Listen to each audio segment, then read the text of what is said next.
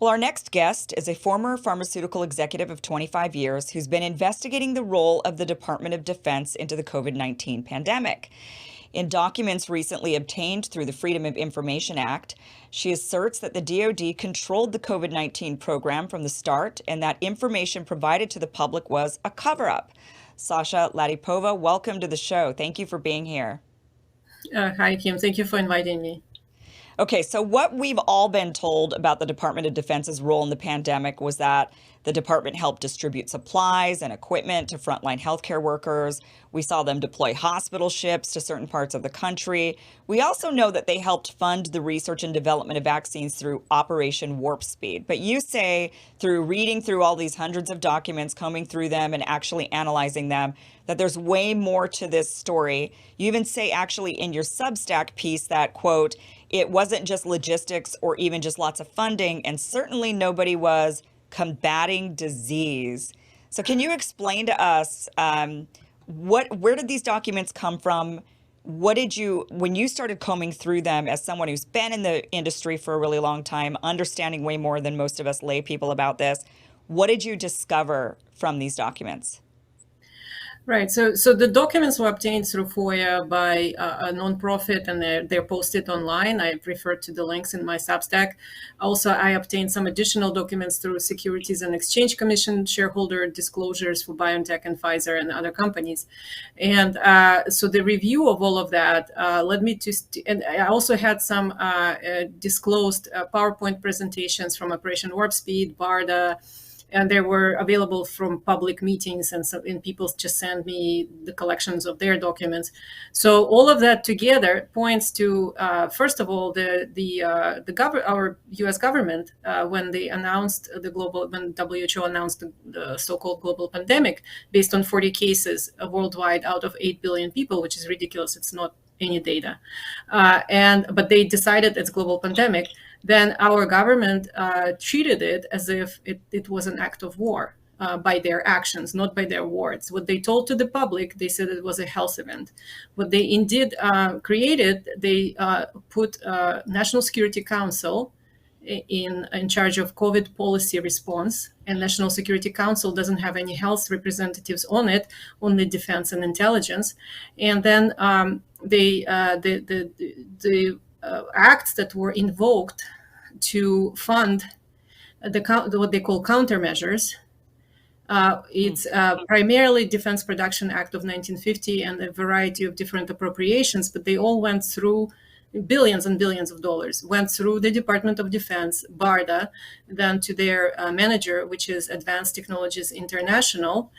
It's a manager for the DoD who specializes in contracts which are other transaction authorities. So these contracts that were released, and there are about 400 of them, they're all OTA, other transaction authority. Yeah, exactly. So it even states it here. Other transaction authority, and the scope of work is typically described as, like here, I'm highlighting it, large-scale vaccine manufacturing demonstration, or they sometimes say prototype, but it's basically countermeasure, prototype, large-scale manufacturing demonstration. And that's how they contracted for these things with billions and billions of dollars. So this is Pfizer you're showing here, and their contract was initially 2 billion, it states here, but then it was actually in different options 10 billion. So gigantic amounts of money is going to buy us demonstration, and demonstration by definition is fake. Okay, so that's how they contracted. Okay, so so that was a lot of information. So the first thing that I heard was that they treated this like warfare. So they were not treating this as, oh, this was just, a health event that happens. Like we see other sorts of health events or, maybe not pandemics, but other sort of, epidemics like influenza disease that maybe is a little bit more virulent than normal. And they don't treat it like this, is what you're saying. This was treated differently than like bird flu. Oh, absolutely. Yeah. So it was the structure, the organizational structure of it made no sense if you think of it as a health event, but makes a lot of sense if you think of it as war. So National Security Council, which is advisory to the President of the United States on foreign policy, consists of primarily defense heads and intelligence heads, no health representatives. And then the Operation Warp Speed was headed by the Department of Defense. So also in the internal PowerPoints that were declassified and released, it's clearly stated the org chart is drawn, and at the top of the org chart, Chief Operating Officer is the Department of Defense. So it's not just they're distributing the vaccine; they actually are in charge of all of it: design of the clinical trials, supplies, manufacturing, production. They have established manufacturing base that's manufacturing this, and it's not just Pfizer; it's hundreds of companies. And then they have, the clinical trial design, the safety monitoring, the reporting, data security, legislative affairs, legal, the Office of General Counsel, which is Department of Justice. So this is basically, people make a mistake thinking that this is Pfizer as a pharmaceutical corporation operating as a private commercial business. That's not true. What is happening here is the pharmaceutical corporations, plural, including Pfizer, have been folded into the government security complex through invoking of Defense Production Act. So the government fused with these companies, extended their liability coverage and sovereign immunity, and told them to follow the orders. You will get a ton of money. Don't ask any questions. Just do it. Okay, so first of all, so many of us were silenced and censored for even exploring the idea that this virus came from a lab, right?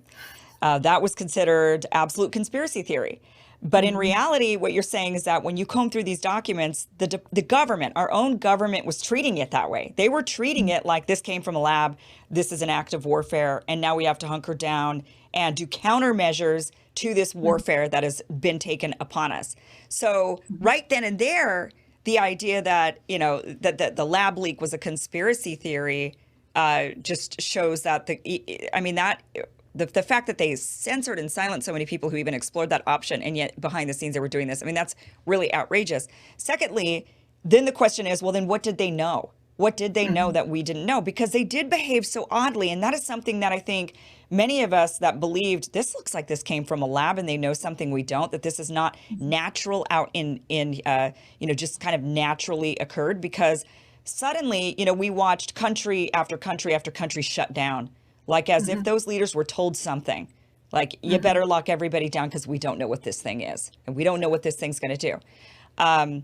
So, right there's just so much that was suspicious, so much that was just odd. And now we've got this evidence essentially from these documents that they also were operating in that same way. So that is, I think, big news. Many of us really suspected this, but it's really pretty much laid out there now in these documents. The second thing is you're saying is that, so they brought in all these pharmaceutical companies and they said, listen, you're now working for us. We're now in charge as the Department of Defense. You're going to do what we ask you to do, but you're going to make a bunch of money from it. And you're going to get complete immunity. That is something many of us had a big problem with, right? They don't have there's no repercussions for people that had vaccine injuries or died from these vaccines. So you're saying that they did that and because they knew, why would they have done that? Because you make some claim that these were just fake, that this was a faked, the whole thing was faked. So what is that about? Explain that a little bit more. Well, so what was faked, in my opinion, and actually, based on these contracts and how they're written, is the representation to the public that, first of all, these are vaccines, and they're not vaccines, they're countermeasures. And you can see clearly in the contracts, it states that the FDA is regulating them. That's not true. That's the biggest lie. FDA has no regulatory authorities over countermeasures. And in fact, they all cited that piece of law, including the FDA, so they all knew what they were doing.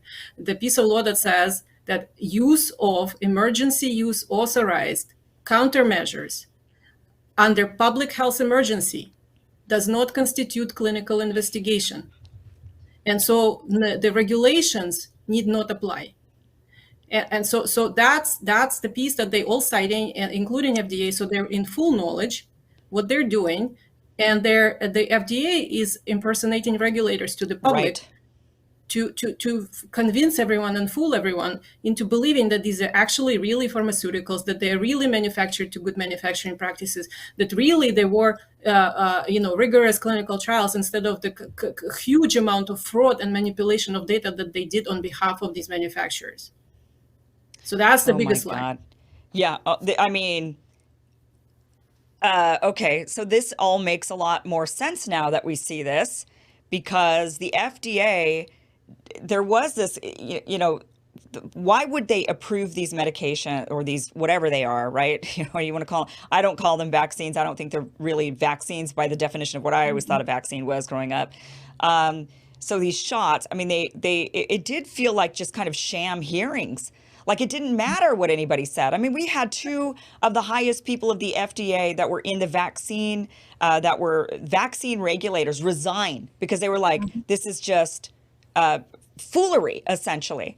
And now we have this in these documents showing that it didn't matter if the FDA thought they were safe or not. They needed to just put up the charade, is what you're saying, to bring that confidence to the American people, because there was that, well, as soon as they're FDA approved, then they could be mandated. And as soon as they're FDA approved, then we're going to give these to our kids, right? That's what the whole narrative was. It was based on that FDA approval. And these documents are saying that wasn't even necessary. You don't so it was all just, and it was very suspicious. It seemed like there was no pushback whatsoever from the FDA, even when we found all of these problems with the vaccine.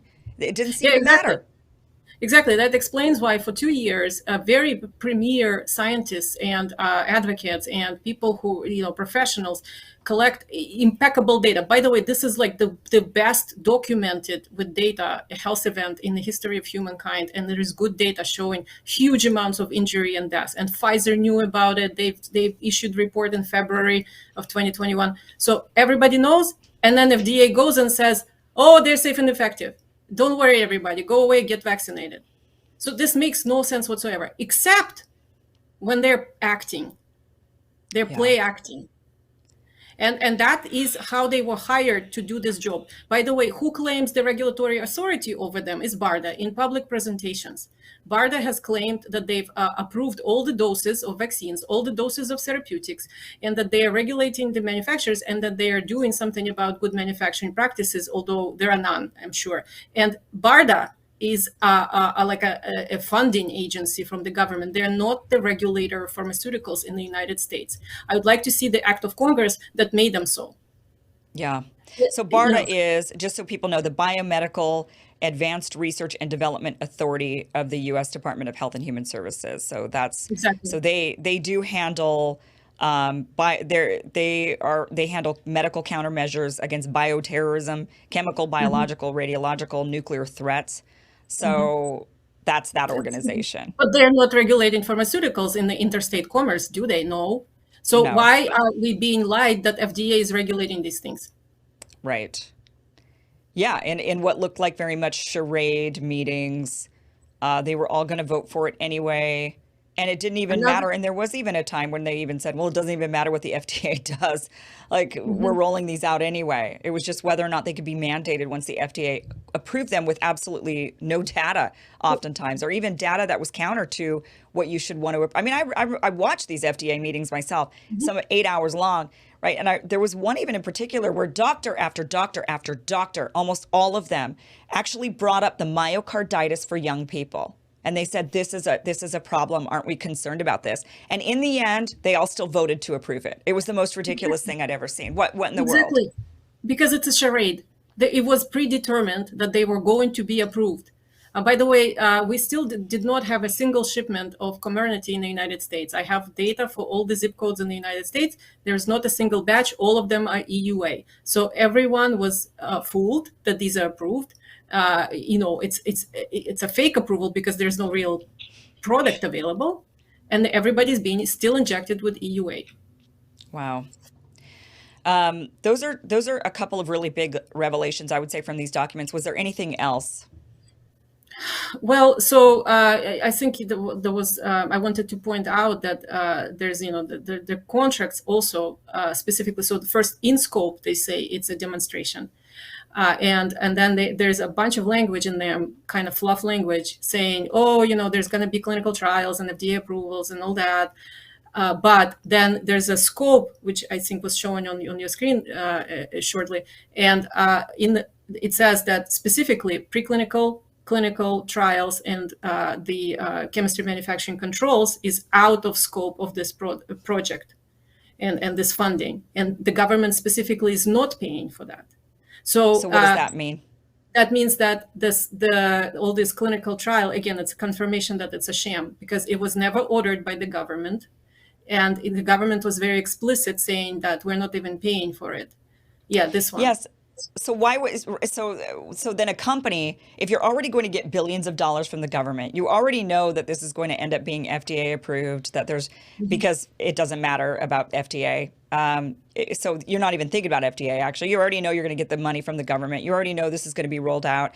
You already know all of that. So yeah, why would you spend money as a company on clinical trial data that would potentially showcase that your product doesn't work? And probably Absolutely. in this case, it would show absolutely that the product doesn't work, It right? would have Because shown it doesn't work. they didn't. And you have full liability coverage. You have like Right. sovereign immunity. Why would you Yes. ever do such a thing? So of course, all of this describes that the sham was ordered. So there's Brooke Jackson's case. And it was very important. Again, I don't want to discourage people to go after Pfizer for fraud, go after all of them for fraud, because this is very valuable. Because then in the court of law, Pfizer stated this, invoked this as their defense. Their defense is, we did not defraud the government, judge. We performed the fraud that government ordered. We need to make them say it in court, all of them. Yeah. Yeah. And I think they probably eventually will. I think it'll probably get to that, because what we now know is that these products, even if they were hopeful that they worked in the beginning, we now know that they don't work that way. And the narrative has had to change. They've had to change their tune of what they're saying from, oh, yeah, you won't get the disease, to, well, OK, you won't get severe disease, or you won't die. And then they're like, well, OK, and you need to have, 5 shots. Yeah, it just keeps going and going and going. So at some point, the public is just going to stop taking them. And we've even now seen that the uptake even of the bivalent vaccine has been very low. It's like 14, 15, 16%, like hardly anybody's taking this thing. So as they go down that path and they see that their product is just not popular because people think, why take it? They're going to have to start answering, especially then for the injuries. And then you're right. I bet you they will get into court and they will say, it wasn't us. I mean, we were just doing what the government told us to do. So I do think eventually they will get on record for that, because otherwise their companies are toast. I mean, otherwise people just lose faith in those companies entirely. So the only defense they have is, well, we were just doing what the government told us to do. Exactly. And so, but the prosecution, so Pfizer definitely needs to be prosecuted for fraud, but also the government, the frameworks that they put in place, the frameworks that they're utilizing, the Congress that has been asleep and passed all these things in the middle of the night in 1,000-page, acts that nobody ever read. That's how we end up with this nonsense. Yeah. So they need to act. The Congress needs to be educated about this. And you're right. They just get these big, huge packets and they don't even read. They pass the bills. They go to the floor, they cast their votes, and they didn't even have time to read these things. It is a sham, complete sham. So, I mean, thank you so much for your journalism and research on this. These are the types of things. There's so many documents that were released, with even the Pfizer document drops and these other, Freedom of Information Act requests that have been made, a lot of documents. And it's just, we do need more people like yourself who have the expertise, who've been in the industry, who can comb through these documents and then just explain what's in them for us, because most of us don't have the time, or even if we look at those documents, we don't know what the heck we're looking at. We don't understand them. So, I mean, it's really appreciative that you're doing this work for those of us so that we can see what the truth is. So thank you, Sasha. Yeah, no, it's my pleasure, and I have a lot of people who are working together. It's not just me being so smart. I rely on hundreds of experts and colleagues to help me. Yeah, well, really, many of us are appreciative of all of you that are doing that great work. So, Sasha, she's got a great Substack, not only all of this wonderful information, but beautiful art as well. So I hear Substack is called Due Diligence and Art. You can see, look at that beautiful artwork there. Sasha Ladipova, thank you so much for being on the show today and sharing this with us. Thank you, Kim. Thank you very much.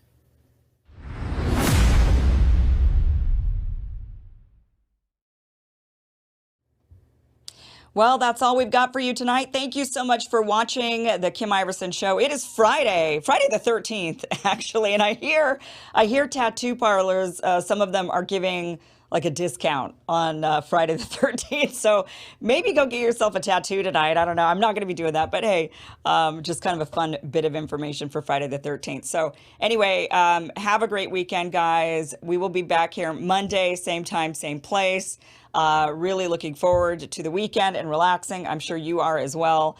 So we will be back Monday. Thank you so much for watching. Head over to my locals community. Join there. After shows on Tuesdays and Thursdays, I do a live call-in show in my locals community. You don't want to miss it. So head over there, sign up, and that's it. Have a great weekend. Bye-bye.